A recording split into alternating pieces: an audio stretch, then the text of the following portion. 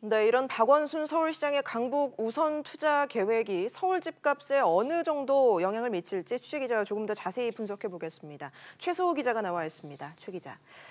박 시장이 연이어서 이제 개발론을 내놓고 있는데 기존의 기조와 다른 것이어서 뭔가 달라졌다 이런 평가들이 많이 나오고 있습니다. 네, 박 시장이 어제 강북 옥탑방에서 한 달 동안 지내고 나오면서 낙후된 강북 개발의 필요성을 절실히 느꼈다 이렇게 얘기를 했고요.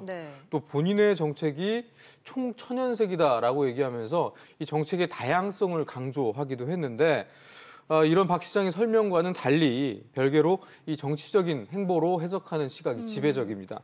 박 시장이 이제 서울시장 3선이잖아요. 네. 예, 3선에 성공했으니까 다음 행보는 대권이겠지라고 보는 이 대권으로 이제 기정사실화하는 시각이 지배적인데요. 이 대권 행보를 위해선 뭔가 인상적인 한 방이 필요하다라는 해석이 또 있고요. 또 이런 인상적인 프로젝트의 대규모 개발 계획만한 것이 또 없다라는 생각 때문에 이렇게 해석하는 시각이 많은데 이 과정에서 국토부 등 중앙정부와 뭐 갈등이 불거지더라도 대권 주자로서의 어떤 무게감을 실는 데 있어서는 나쁜 상황은 아니다. 이런 계산도 깔려 있다는 해석이 나오고 있습니다. 네, 결국 이런 개발 계획이 현실성이 있느냐 이게 중요할 것 같은데요. 가장 중요한 건 역시 재원일 텐데요. 이 서울시 재원만으로는 부족해서 중앙정부의 지원이 필요한 부분이 꽤 있습니다.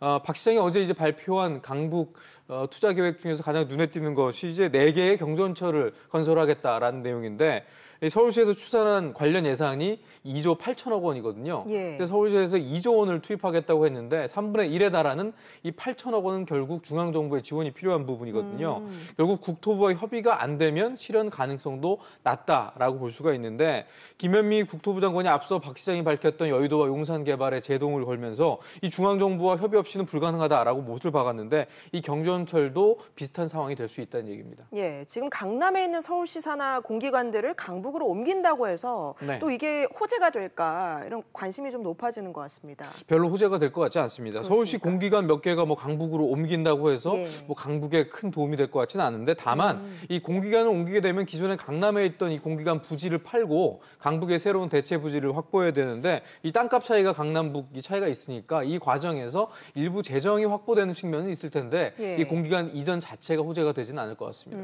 앞서 박 시장이 이제 용산과 여의도 개발론을 얘기하면서 이 지역 집값이 급등했는데 이번 강북 개발은 얼마나 영향이 있을까요? 네, 이것도 결론부터 말씀드리면 그렇게 큰 파급력은 없어 보입니다. 왜냐하면 이 강북 투자 계획은 뭐 사실 뉴타운 개발처럼 이 대규모 아파트 건립 계획이 포함된 게 아니기 때문에 이 과거처럼 폭발적인 파급력이 없을 것이라는 게 대부분 전문가들의 시각인데요. 다만 이렇게 박 시장이 연이어서 개발론을 내놓는 것 자체가 시장에는 어느 정도 심리적인 기대감을 줄 수 있습니다.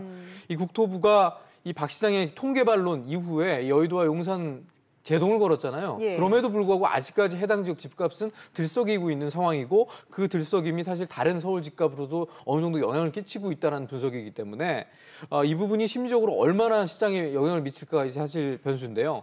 박 시장이 오늘 라디오 방송에 나와서 또 이런 얘기를 했습니다. 여의도와 용산 개발에 대해서 중앙정부가 제동을 걸고는 있지만 이 도시 개발 계획 자체는 내 권한이다. 서울시의 권한이다 이렇게 강조를 했는데 결국 이 개발 의지를 꺾지 않겠다는 것을 우회적으로 표현했거든요. 그러니까 결국 중앙정부와 뭐 협의는 하겠지만 눈치는 보지 않겠다라는 뜻을 밝히면서 향후 이 개발 기대감이 당분간은 이어질 것으로 보입니다. 알겠습니다. 최 기자 얘기 잘 들었습니다.